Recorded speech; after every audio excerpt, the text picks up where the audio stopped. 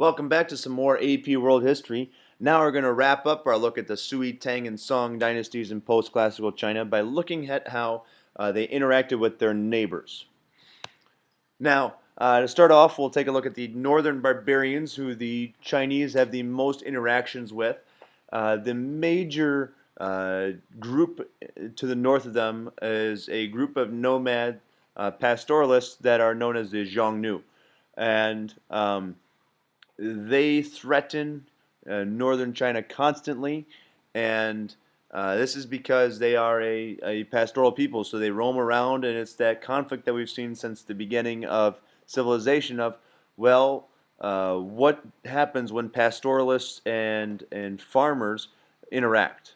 And the pastoralists like the riches and some of the things that the farmers get, but they cannot grow crops on their land that they own, and so they have to be pastoralists. And so, with this jealousy or with this need of those goods, they'll go and raid and take what they need.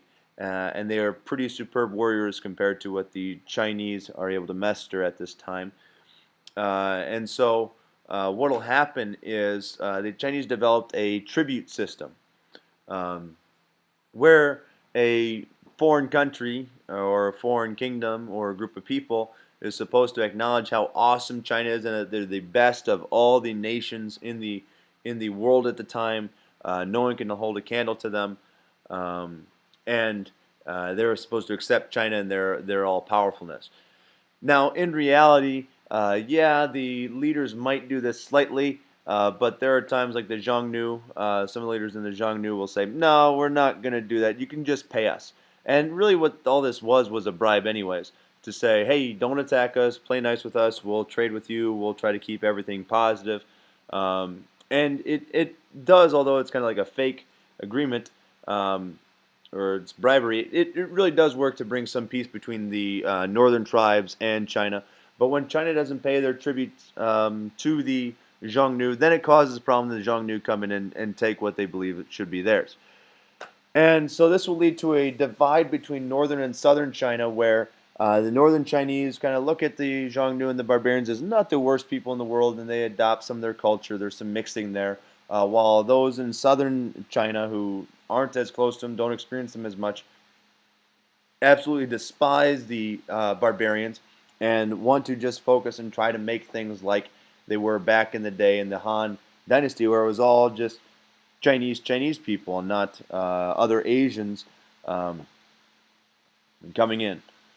And so they want to be like the superb, or the sole focus is on being as Chinese as possible and not bringing in anything else, which we saw cause problems with the Buddhism and the issues with Buddhism there, and also some issues with traders that come in, and that they'll go and attack them because of this xenophobia they have, or the fear of foreigners.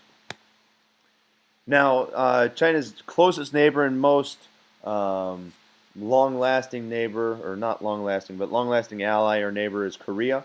Korea is originally taken over by the Han Dynasty and then becomes a tribute state to China. And Korea pretty much jumps wholeheartedly into the Chinese way of life and culture. They set up China's government structure. They try to set up a civil service system, but it's mainly led by the elites. There isn't really a good exam system to allow commoners in. They adopt many of the ideas of Confucianism, which leads to their women losing freedoms that they had before. They will adopt Buddhism when it spreads in and comes in, and that will become a major religion throughout Korea.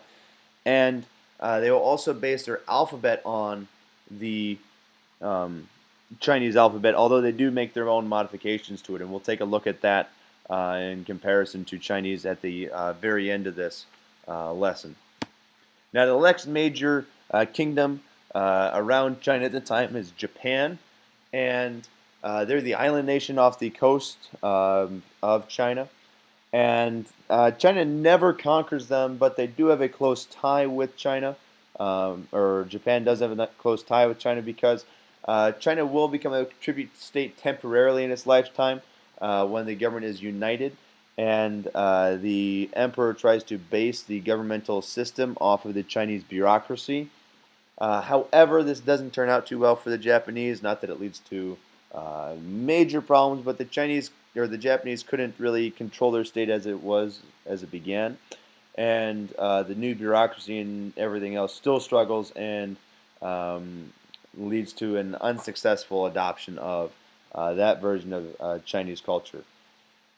However, what is brought in is Japan brings in a blend of the Buddhism and Confucianism that come from China, and then they mix that in with their Shintoism, and so you get this culture that revolves around these three religions, and none of them are mutually exclusive, meaning you can only be a Confucianist or only Buddhist or Shinto. You can be any of those or all three of those at the same time, and so we see that really take place in Japanese culture. Um, and Part of this will lead to the development of the samurai, partially because of some of those teachings, but also because of their independence from China and lack of reliance on them, and their want to actually keep their independence. They develop some highly trained soldiers called the samurai, which will follow a code known as Bushido, and they will protect Japan, but also lead Japan into many violent civil wars between rival um, lords in China, which we call daimyo. And we'll try to look at these guys a little bit more later on in the semester here when we look at the Middle Ages.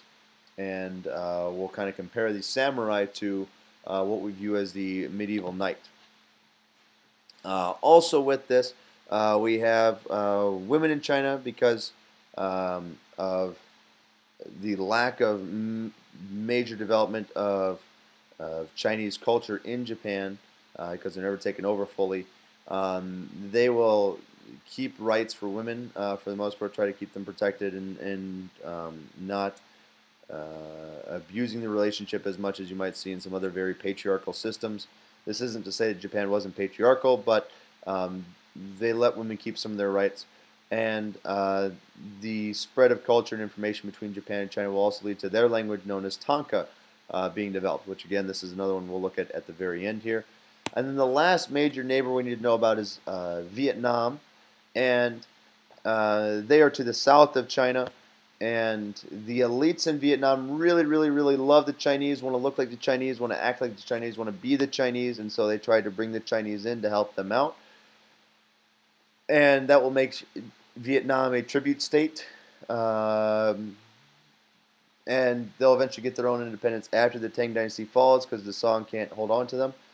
However, not everyone enjoys this idea of being a tribute state of China, and not everyone wants to be like China. Mostly the poor do not care for the elite status of being linked with China, and they'd rather focus on their own customs and beliefs, which China might reject, like things like cockfighting and the rights that women had. Um, in some cases, women actually led rebellions against the Chinese.